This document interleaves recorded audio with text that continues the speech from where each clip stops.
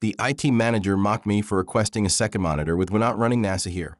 So I taped 2 cardboard boxes together with Monitor 2 written on it and repeatedly asked him if the satellite feed was down. By Thursday, he ordered me a real one just to make it stop. I work as a project coordinator at a mid-sized software company in Austin, Texas. Nothing fancy, just lots of spreadsheets, emails, and juggling multiple client projects every day. About a month ago, I asked the IT guy, Mike, for a second monitor. It was a simple request. 2 screens make a world of difference when you're handling dozens of tabs and files at once. But Mike didn't take it well. He's the kind of guy who acts like IT is some high temple of knowledge, and you're just a peasant asking for favors. When I asked, he chuckled and said, "We're not running NASA here, Sarah. 1 monitor is enough for you." That hit harder than I thought it would. I mean, sure, it's just a second monitor. But his tone, the way he belittled me in front of some coworkers, it felt like I was asking for the moon. I tried to brush it off. I didn't want to cause a scene. But every day after that, I felt this growing itch to get back at him. Something subtle, but undeniable. So the next day, I went to the supply closet, grabbed 2 empty cardboard boxes, taped them together side by side, and wrote Monitor 2 in big letters on a piece of paper I taped over the cardboard screen. I propped it up on my desk, right next to my real monitor. The first time Mike walked by, I called him over and said deadpan, "Hey Mike, the satellite feed on Monitor 2 is down again. You gonna fix it?" He stopped, blinked, and I swear I saw a flicker of confusion before he realized what I'd done. The guys in my department caught on quick and started laughing quietly. It became a thing. Every time Mike walked past, I'd tap the cardboard monitor and ask if the feed was fixed or if a signal was coming through. I even printed some fake error messages and taped them to the cardboard screen, like Error 404, satellite feed lost. Mike looked furious every time. I could see him grinding his teeth in frustration. One afternoon, I overheard him complaining to the office manager about my antics. By Tuesday, I was getting audibly asked by coworkers if the second monitor was actually working. I kept the joke alive, playing it as seriously as possible, like it was the most normal thing in the world. Still no signal. Maybe the satellite's down, I'd say. By Wednesday, Mike stopped talking to me entirely. He'd glance over, clearly annoyed but unwilling to admit defeat. Thursday morning, I arrived to find a real second monitor sitting on my desk with a sticky note for Mike. "Here, just to make it stop." It was a small victory, but it felt huge. The fact that my little cardboard joke pushed him into action was oddly satisfying. But here's where it gets darker. Mike didn't just give up. After that, he started finding ways to make my life miserable in subtle ways. The new monitor he ordered? It was the cheapest one available, with a flickering screen and poor resolution. Every time I complained, he'd say, "It's all we have in stock. NASA-level equipment, remember?" Then he began accidentally unplugging my monitor cables during meetings. One time, right in the middle of a big client call, my screens went blank. I scrambled to fix it, but Mike just smirked from his cubicle. I tried reporting this to HR, but Mike was well liked by the higher-ups. They said it was just office quirks and to try to work it out. That's when I realized this little prank had triggered a full-blown war. I kept the cardboard monitor on my desk, but now I taped a message underneath. Phase 2, retaliation. Because now I was ready. I started documenting everything Mike did. The unplugging, the mocking emails he sent me, even moments when he spread rumors that I was difficult to work with. It felt like every effort I made to do my job was being undermined. One Friday, after a particularly tense week, I overheard Mike telling a coworker that my demand for a second monitor had made him look bad to the IT director. That was the last straw. I gathered all my evidence and finally took it to the HR director personally. I laid it all out, the mocking, the sabotage, the hostile environment. It took 2 weeks, but HR finally interviewed Mike. He denied everything at first, but my documentation was thorough. In the end, Mike was put on a performance improvement plan, and they warned him about his behavior. I was relieved, but the damage was done. The team had picked sides, and the atmosphere was tense. Looking back, I regret that I ever asked for that second monitor. It was just a tool to do my job better. But it became a symbol of everything wrong with that toxic office culture. The cardboard monitor? It's still sitting in my storage closet. A reminder of the battle I fought for something small but meaningful, and how sometimes Even the simplest requests can spiral into something ugly. After HR got involved and Mike was put on that performance improvement plan, I thought maybe things would calm down. I was wrong. The office felt like a minefield. Mike didn't stop his petty games. If anything, they got worse, but more hidden. One day, about 2 weeks after the HR meeting, I started noticing emails disappearing from my inbox. Important project updates, client confirmations, just gone. At first, I thought I was losing my mind, or maybe the system was glitching. But then a coworker quietly told me she saw Mike hovering near my desk, fiddling with my computer when I was away at lunch. I confronted Mike, but he acted innocent. Maybe you just deleted those emails by mistake, he said with a sneer. My boss got involved after I showed him the missing emails. I felt like I was losing control of my work. Deadlines slipped, and I was stressed to the point of exhaustion. Then came the blow I never saw coming. At a team meeting, the project Mike was helping on blew up. A major client threatened to pull out, blaming mismanagement on my part. Mike stayed quiet as all eyes turned to me. I was livid. This wasn't just childish sabotage anymore. It was threatening my job. I tried to explain to my boss what was happening. But Mike had this way of twisting words, making me sound paranoid and overly sensitive. The office was divided. Some people sided with Mike, others with me, but no one wanted to take a clear stand. The tension spilled over into my home life. I was snapping at my partner, staying up late, worrying about work, and barely sleeping. My kids started asking if I was mad all the time, and I couldn't even answer. One night, I found myself staring at the cardboard monitor again.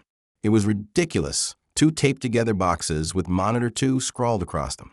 But somehow it was a symbol of everything I was fighting against. I decided to fight back harder. I installed screen recording software to catch Mike in the act.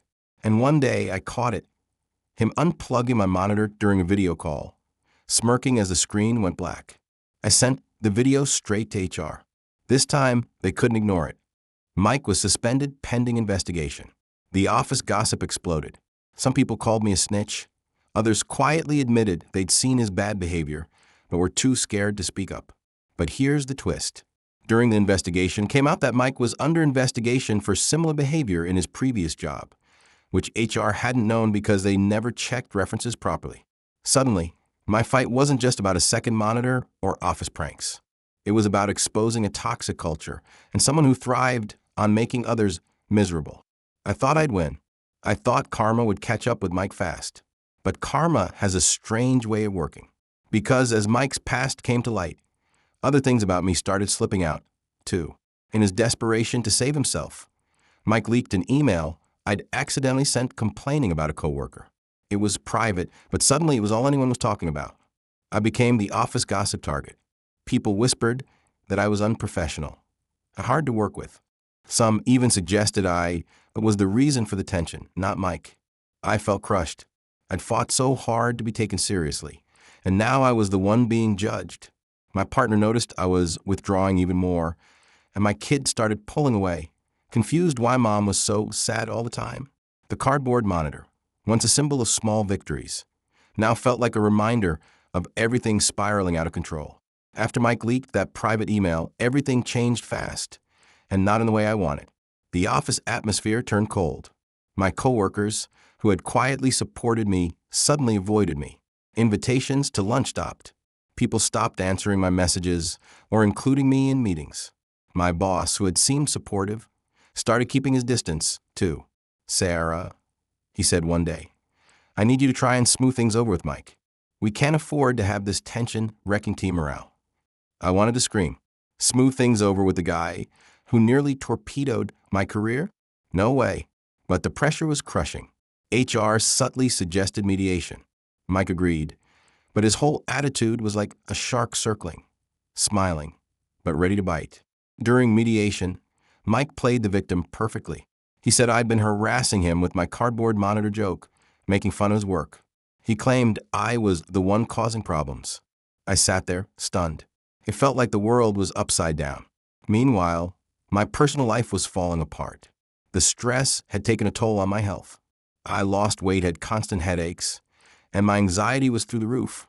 My partner tried to help, but I was shutting down. One night, I broke down crying, telling him I felt like I was losing myself. My kid didn't understand why mom was always tired or angry. The distance grew between us.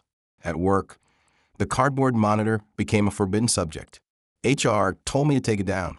It's distracting, they said. I packed it away in my desk drawer, feeling like I was burying a part of my fight. But the worst was yet to come. One Monday morning, an anonymous email hit the company's leadership inbox. It contained screenshots of some harsh texts I had sent to a coworker during a bad day, venting frustration. Nothing illegal or insane, just real feelings typed in a moment of weakness. Suddenly, my professionalism was questioned. People whispered about my attitude problems. My boss gave me a formal warning for unprofessional conduct. The blow hurt more than anything Mike had done. I realized I'd become the villain in this story, painted by Mike's manipulations and my own mistakes. I wanted to quit. Every day felt like a fight I wasn't winning. But quitting meant giving Mike the satisfaction. So I stayed. I started therapy to deal with the stress and anxiety. I began documenting everything again, but this time, not just for HR, mostly for myself. I needed to remember who I was beneath all this chaos. Slowly things shifted. My work improved. I rebuilt some trust with my team. I found a few allies who understood what I'd been through. Mike? He stayed, but he wasn't the same. The suspension and investigation damaged his reputation, and he was isolated. But he still worked there, lurking in the background. The cardboard monitor? It never came back out. It's still packed away, a relic of a battle that cost me more than I ever expected. In the end, I learned something hard. Standing up for yourself can change everything, but it can also come with a price you're not ready for. Months passed since the mediation and the anonymous email scandal. I was exhausted, not just physically, but emotionally broken.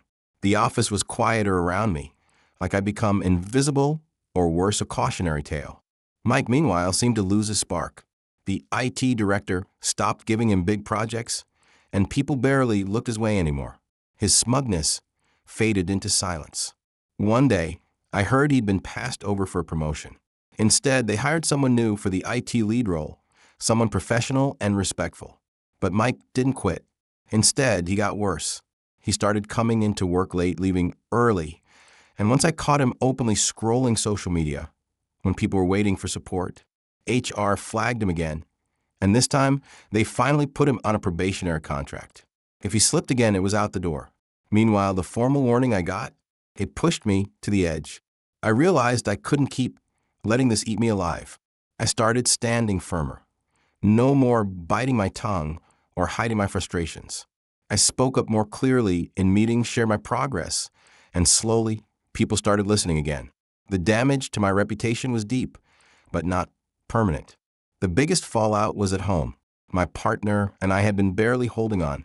We had serious talks about us, about the future, about how this job was ruining me. I confessed everything.